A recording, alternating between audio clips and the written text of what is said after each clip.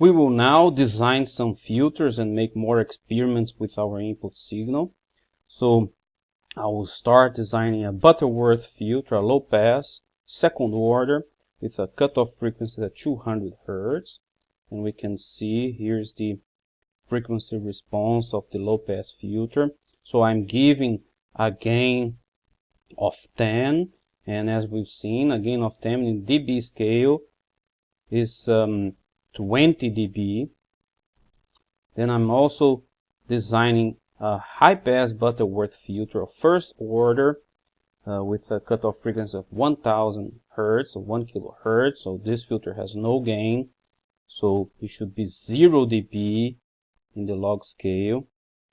So we have our high pass filter here, and now we will cascade these two filters, and we will see the resulting cascading filter is somehow a band pass, and we see that we had here 20 dB gain in the pass band of the low pass, but when it's cascaded with this roll off of minus 20 dB of the high pass, then we will have here the resulting attenuation in this frequency region. So we see that here we have at 200 Hz. So if we zoom in 200 Hz,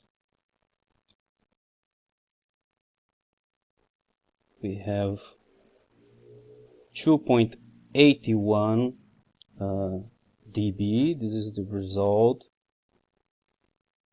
because we have 16.9 dB here from the low pass, and we also have approximately, so it's minus 14. So we add these two dB, and we have the resulting dB here.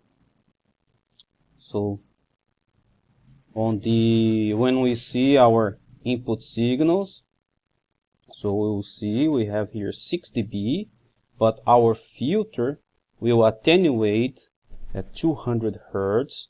We will attenuate at 50 Hz. We will attenuate minus 6.03 dB, and at 2 kilohertz, it will, our resulting filter will attenuate minus 21.175 dBs.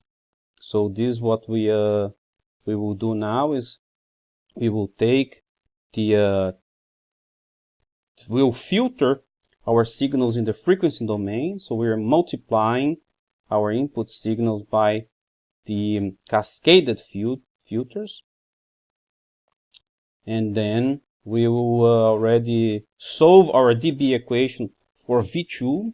And so now we will compare the signals before filtering and after filtering. So our reference voltage now would be before filtering, and we want to find out what will be the new voltage amplitude with filtering. So we solve for V2 and we get this equation, and when we substitute the value, so our voltage was 2, and then we will have a attenuation of minus 6.025 dB. So the new amplitude for the 50 Hz component should be 0.99, so approximately 1.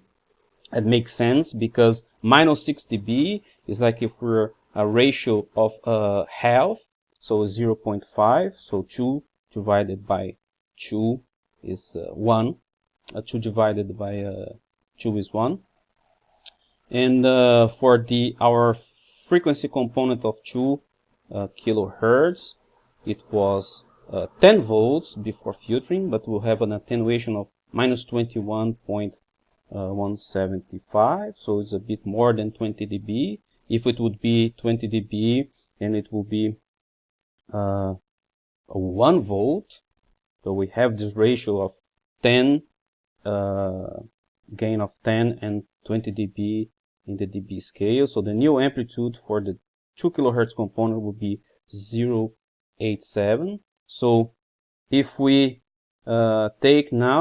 if we plot the frequency domain, in the frequency domain our output signal, we will see that indeed we have an amplitude of approximately 0 dB in the 50 hertz component, that it's equal to an amplitude of 1, approximately 1, like we calculated before, and the 2 kilohertz component is minus 1.17 dB, and it's equal to 0.873, like we calculated with the equations for dB. So we've seen that when we cascade two systems, and then in dB we're going to add the attenuations or gains, and we see there's a ratio of 6 dB in voltage.